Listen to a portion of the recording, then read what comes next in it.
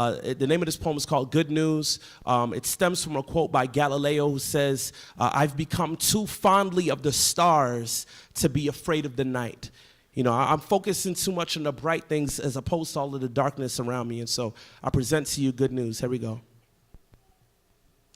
I've become too fondly of the stars to be afraid of the night. And I don't mind quoting a man who spends his days head back at a 45, gazing at strawberry seeds in the sky, focused on the future and technically the past so much that he forgets his present danger. See, I'm an optimist. Glass half full of $50 bills, a fun thought, guns fought for 50 stars on an American flag, blood lost, but give me the good news.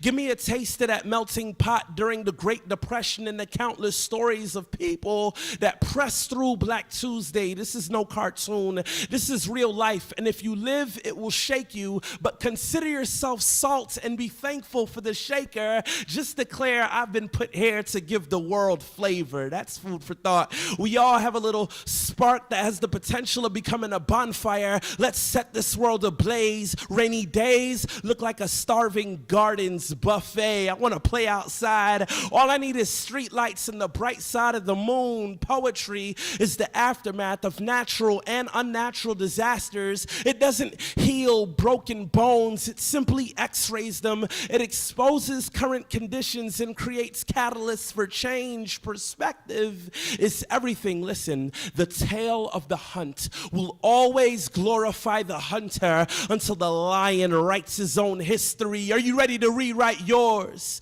Running in the wrong direction. Are you ready to end the run-on sentence, start a new chapter? It's a literary picture of repentance, fresh thoughts, clean slate. This good news that I speak of is actually great. Give me 60 seconds to explain.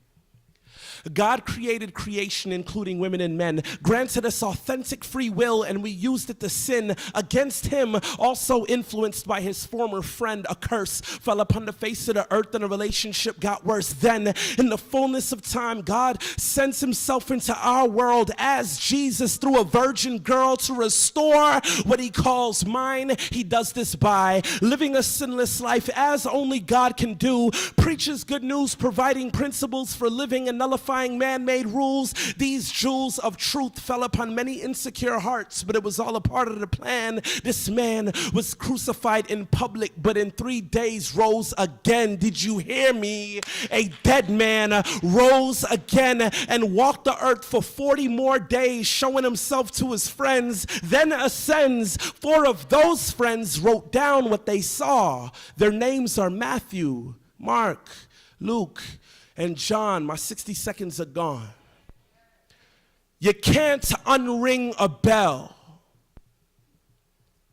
And I don't know who fired the first shot at Lexington, but the response was revolutionary. Will you respond to what you've heard? There's freedom for the oppressed if you do, and if you're included, then there's freedom for you. The good news is there's more. Believing in the Christ is like boarding a plane to a pilot you've never seen. You've done this before. This is one notch above optimism. What have you got to lose? Because it's your perfect, need no change life now, if I'm wrong, but hellfire or eternal bliss if it's true, and it's true.